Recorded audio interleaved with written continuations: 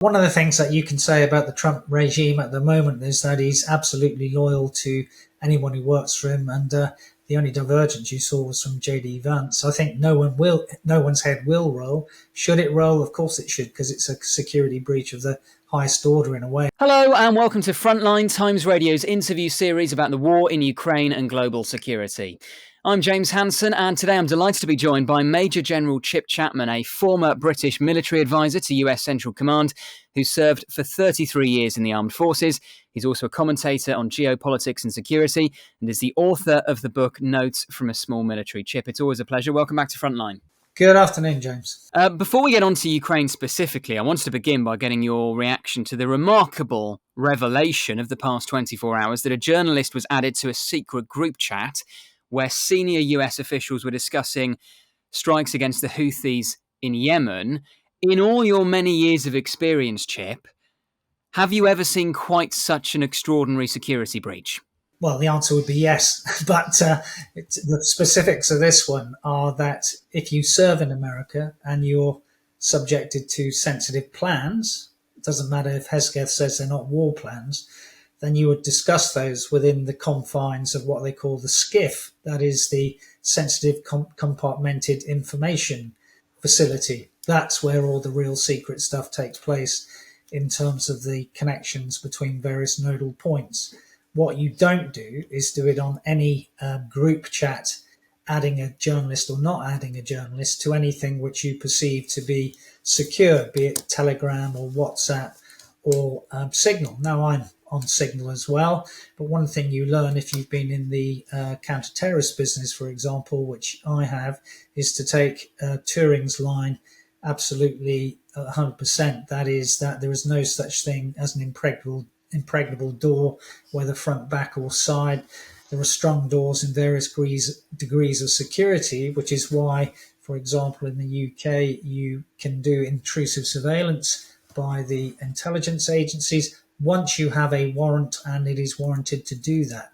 But the notion of command and control or war plans by WhatsApp, Signal, whatever other form is really, really worrying. And actually, it's a trend we've seen in the war as well, when people are taking sort of smartphones to war with them. And that was what enabled, for example, exquisite targeting in the early days by Ukraine on Russian forces, where you could see a cluster of phones together, and that gave you enough targeting data to take kinetic action against them. So the whole notion of understanding about the radiance of phones and everything else is a worry in modern warfare, alongside the things which happened yesterday. The other worrying aspect, really, from a European perspective, is this sort of Euro-loathing which came out. Now, of course, that also is a feature that we've seen in the last few weeks in a lot of discussions, and that is worrying in terms of either the sort of future of NATO, transatlantic links, and all those sorts of things, which is why I think you also have this meeting this week with the Coalition of the Willing in Paris, I think hosted by Macron on the 27th, where you absolutely have this notion that there can be no stitch-up in Washington or Moscow, because there are other people who have agency in this, including the Europeans and most certainly the Ukrainians. I mean, it's a very good point you raise about the Europe bashing in the messages. For example, commenting on how reopening shipping lanes in the Red Sea would benefit Europe, JD Vance posted, "I just hate bailing out Europe again." The Defence Secretary, Pete Hegseth, posted, "I fully share your loathing of European freeloading. Pathetic." I mean, we knew that the Transatlantic Alliance wasn't in the best of shapes even before these messages came out. But will this be another stark reminder to particularly Ukraine's European allies that they are going to have to double down their own support, that the US is in a very different place now? Yeah, I think that is the case. If you want another reminder that Europe needs to step up to the plate, this is it. And in a way, it reminds me of what came in international relations prior to the transatlantic relationships, because, of course, the thing which came before NATO and the start of the First World War was what we really called the concert of Europe, where nations worked together. And it was really the divergence of that which created the problems for the future and war. And those two factors at that time were nationalism and changing political dynamics. You could argue that both of those are in train at the moment.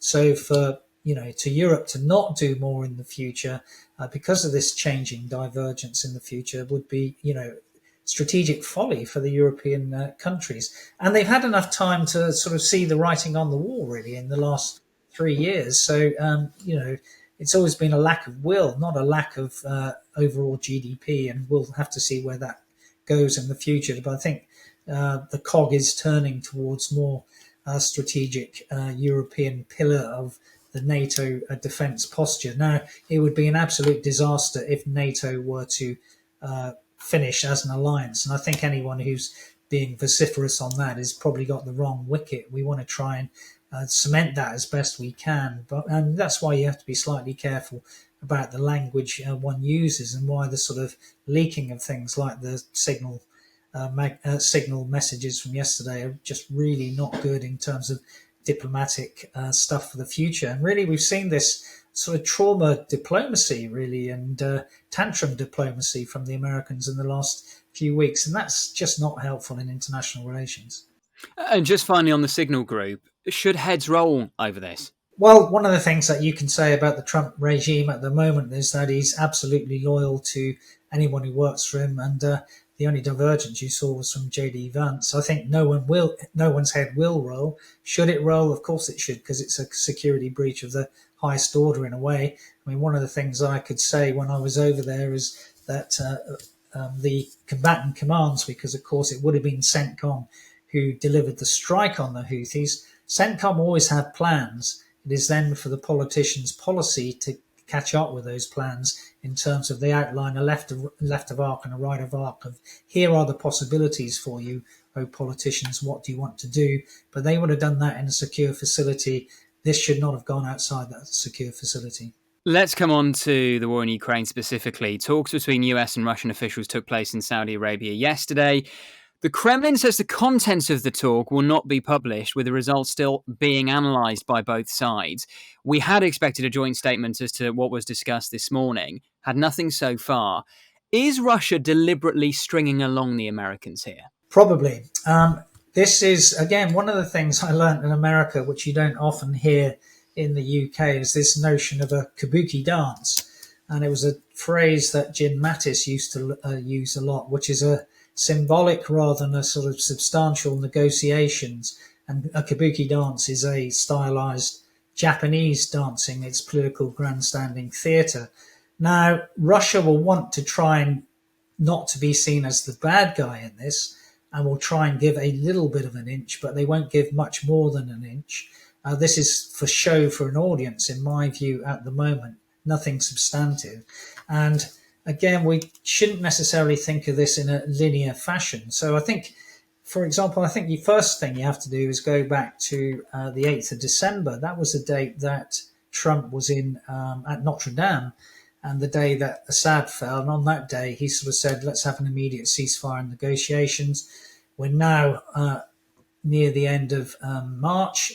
We haven't got an immediate ceasefire, and we're talking about various contours of temporary ceasefires around the edges of this. So, and in a way, that also shows the complexity of it. So, for example, if you take the two things that they've really been discussing, the cessation of attacks on civilian infrastructure, then again, what is civilian infrastructure? So, you would argue from a Ukrainian perspective that it's easy to say that it would be things like attacks on substations and those things which give light and substance to 100,000 people in a city.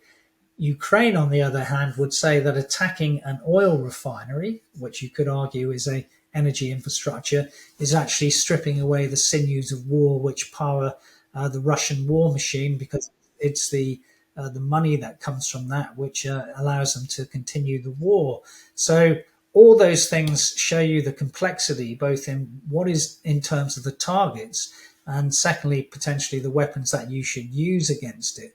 Now, one of the things, again, here that we look at is sort of game theory. Game theory in international relations looks at these strategic interactions to understand the dynamics of negotiation, deterrence, and cooperation. And all of this is a sort of bargaining matrix. But at the moment, the thing looks sort of slightly skewed towards the Russians, because we did think that there would be some sort of pressure strategy on the Russians. Whereas up to this point, we've just had a pressure strategy on the Ukrainians in terms of, the cessation of intelligence, weapons and satellite feeds, which seem to come online again somewhere around, I think, the 11th of March. Whereas the pressure strategy on the Russians in terms of either sanctions, a weapon supply to Ukraine, or oil price doesn't seem to be there at the moment. So I think one of the things that one would be looking for, if this is a sort of kabuki dance, is the moment that Trump either condemns or says something negative about Putin, which at the moment he's not done so. The other thing about game theory, which is sort of skewed at the moment, is the incredible comments at the weekend from Witkoff, who's supposed to be the special representative, which really were just in his conversation with Tucker Carlson, which really were just parroting Russia propaganda lines. It was absolutely incredible. And the one thing about that is that if your actions or rhetoric are perceived as inconsistent or self-serving, it undermines your leverage or your position as a mediator. And that's why I can see the Ukrainians being really upset about what Witkoff said and wanting him removed as a mediator, because he doesn't look like a mediator. He looks like a Russian foil.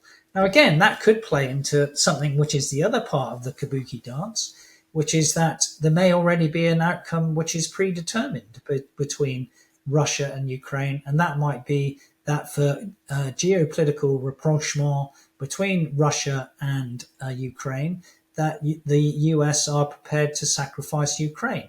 Now, of course, the problem with that is it doesn't give any agency to all the other people who have, who have a part to play in this. And that's why I think the European meeting this week is also really, really important in where we go in the future for this. I mean, it's such a good point you raised, Chip, about Steve Witkoff and that remarkable interview he did with Tucker Carlson over the weekend. At one point saying he doesn't think that Vladimir Putin is a bad guy, that he respects Vladimir Putin. I mean, the mind boggles. But I suppose it raises the question, which is something we've touched on in the past on Frontline in recent weeks, which is, why does Ukraine need to engage with the US as the mediator here? If the US has essentially switched sides, or certainly is swallowing a lot of the Kremlin propaganda, then why should Ukraine engage in good faith with the Americans as the mediator? Why don't they say, no, we'd rather someone else. We want a European mediator. We want the Turks to mediate, say. Well, all those could be within that. But again, to sever your relationship with the US would be, something which would not be wise. Because it's in their interest for a number of reasons. So firstly, I think if you look at this in military methodology and how you'd approach this in military orders, the intent from Trump is absolutely sound and is a good thing in human security terms. That intent is the war must end. The scheme of maneuver in military terms, we would look there at the how, the what, the where, the who, the when. That's when you get into the real difficulties of the complexity of trying to end a war. Now, again, the third part of this in military terms is what is the main effort?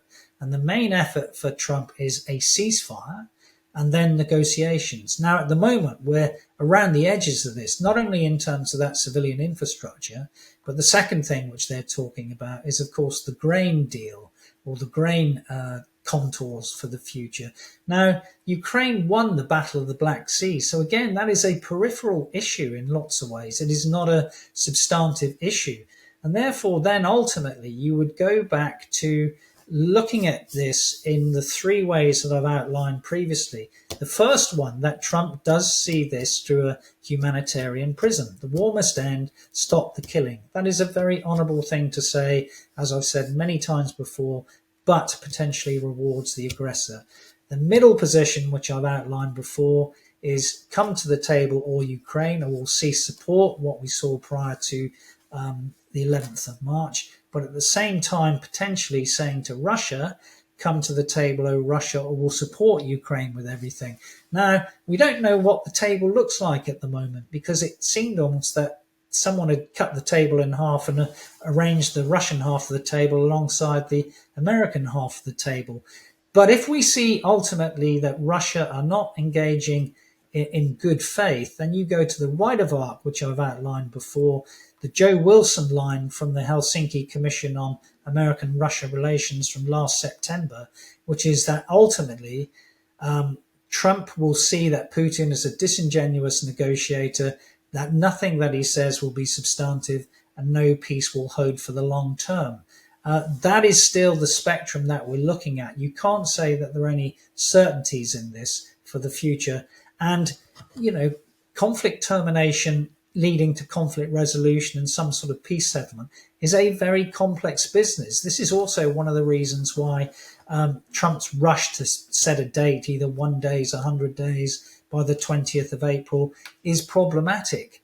I mean, it took, for example, 2 years and 500 meetings to get to an armistice in the Korean War, and it took 5 years to get to the Paris Peace Accords for the ending of the Vietnam War, which then ultimately led to the South being taken over by the North because it wasn't sustainable and endurable, which are some of the words that the Trump administration have used. So what that really illustrates is that all of this is essentially a long and complex process. There are multiple parties, and there are likely to be several rounds before anything substantive can happen.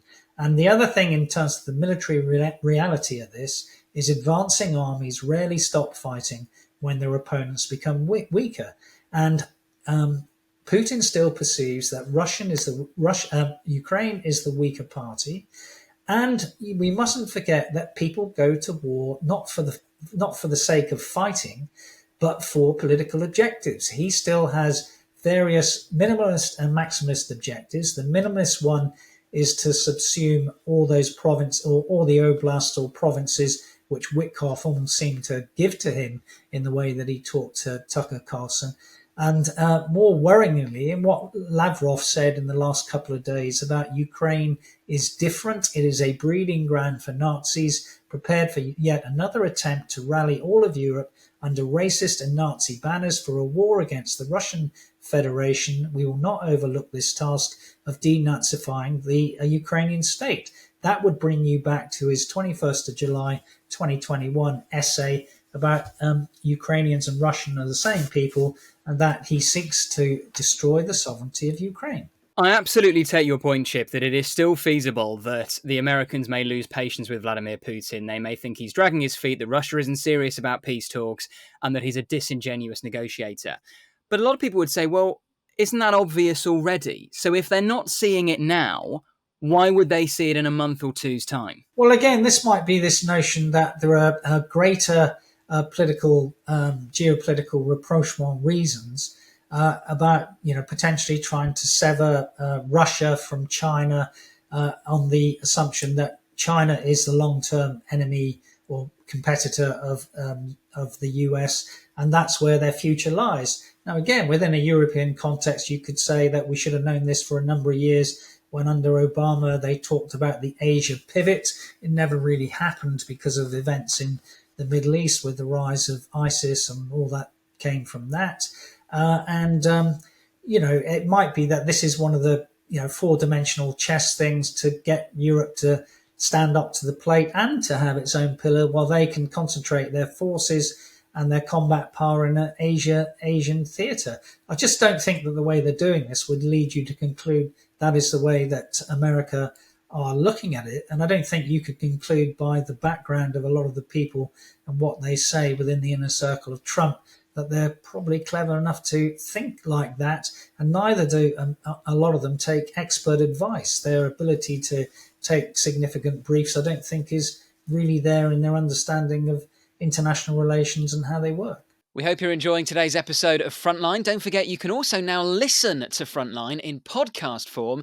Just search for The World in 10 from wherever you get your podcasts, where you can also hear daily analysis of the biggest stories relating to war and defence. And we'll put a link to The World in 10 in the description below. Turning to the issue of Europe, one of the things that Steve Witkoff said in that interview with Tucker Carlson was addressing the idea, Keir Starmer's idea, for a European peacekeeping force in Ukraine.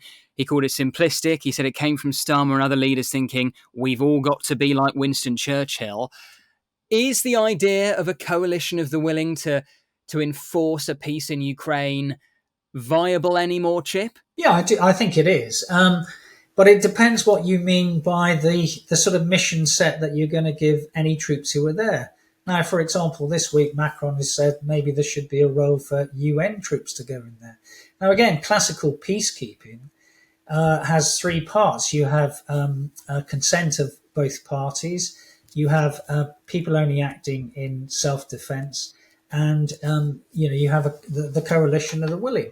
Now, there's no way that Putin is going to allow any sort of peacekeepers, peace enforcers, whatever you want to call them, into Ukraine. But he doesn't have really the final say on that. Ukraine is a sovereign country, but there is a difference between a very capable force and a UN peacekeeping force. And we saw an example of this late last year when UNDOF, the UN disengagement observer force in the between Syria and Israel, was brushed aside in early December so that Israel could secure the high ground from their perspective. And we also have seen in Europe, really, with the Balkans in the early 90s, the fact that you can go from a blue-buried posture, essentially what the Brits did, to a war-fighting posture quite quickly if you have the capability there. That's essentially what they did with the sort of warrior armoured fighting vehicles on one day when General Rupert Smith took over and the UN mission transitioned to a peace enforcement mission and the bombing from a NATO-enabled force. What more do you think Ukraine's European allies could or should be doing right now? Whilst this remains a hot war, whilst a ceasefire isn't agreed to, what more should we be doing to support the Ukrainians? Well, I think the really interesting thing in terms of both the way that the sort of withdrawal from Kursk has gone and in the way that they're fighting is three parts, really. So you have so they've been talking about drone stop lines, for example. So delay operations historically have been done by reconnaissance forces. You stop a force, you withdraw a bit, and then you do that with your reconnaissance forces or heavy tanks or whatever it might be. That now seems to be what is being done by drones, which is really, really interesting. That then enables you to use your artillery between 0 and 30 kilometers to chew up the opposition force. And it's this relationship between drones and artillery, and of course the intelligence that enables that, which is really interesting. Now, the drone coalition is a European coalition. The defense industrial base in Ukraine is being significantly enabled, particularly in the drone area. We do need to keep sustaining the artillery ammunition for the Ukrainians. But all those things can make up for sort of partially for deficiencies of manpower. So keeping that flow of things going is really, really important, because one of the things we still don't know about the Americans for the future is it's not just the kit that they've supplied, some of which the Europeans can't replicate, particularly in the high-level air defense, Patriot missiles and things, but it's the sustainment, because there's a lot of spares and stuff for a lot of the American systems, which the Europeans may not have enough, even though they got those American systems. So that part of the tap is also important to try and keep going from a European or Ukrainian perspective. And if Europe did that, would that sufficiently increase the pressure on Vladimir Putin and Russia to come to the negotiating table more seriously? I mean, you mentioned what we haven't really seen from the US in recent weeks is applying the same kind of pressure on Putin that was applied on Zelensky.